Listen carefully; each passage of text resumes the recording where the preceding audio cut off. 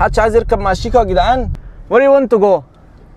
It's on the front. We're nearly there. I can give you a free ride. ما شاء الله ما شاء الله.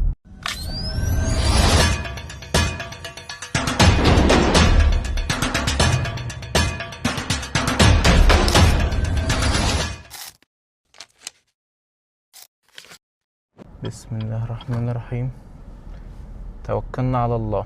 دي اول حلقة من حلقات رايد ويز شيكو. انا كان نفسي اعمل بودكاست من زمان بس بفكره مختلفه. خليني بس اشرح لكم شويه عشان ده هيبقى انترودكشن، ممكن يبقى طويل شويه وانا لسه كونفيوزد اللي انا بسوق واصور في نفس الوقت، الموضوع مش سهل. كان نفسي من زمان اعمل بودكاست اللي انا استضيف فيه الناس، ومش شرط اللي انا استضيف، يعني معظم البودكاست بتستضيف الناس المشاهير، الناس اللي هم الريتش. انا كنت مش ضد الفكره دي، انا كنت عايز اعمل حاجه بطريقه مختلفه. انا بحب الحمد لله ان انا اتعرف على الناس، بحب اتقابل مع ناس غريبه ان شاء الله حتى لو كل يوم، اعرف ثقافات غريبه لان كل واحد ليه تفكير مختلف، وفي ناس مخفيه في وسطينا ولا هي مشهوره ولا حد يعرف عنها حاجه، والناس دي لو اتكلمت يعني هتطلع نصايح من ذهب. هي الفكره مش نصايح وبس والكلام ده، لا، انت الفكره برضو اللي انت الموضوع انترتينمنت فن، نضحك ونهزر مع بعض وفي نفس الوقت برضو نستفيد، نتعرف على ناس جديده. فانا دلوقتي بفكر اعمل حاجه جديده اشاره، بس انا خايف والله العظيم البس في اشاره،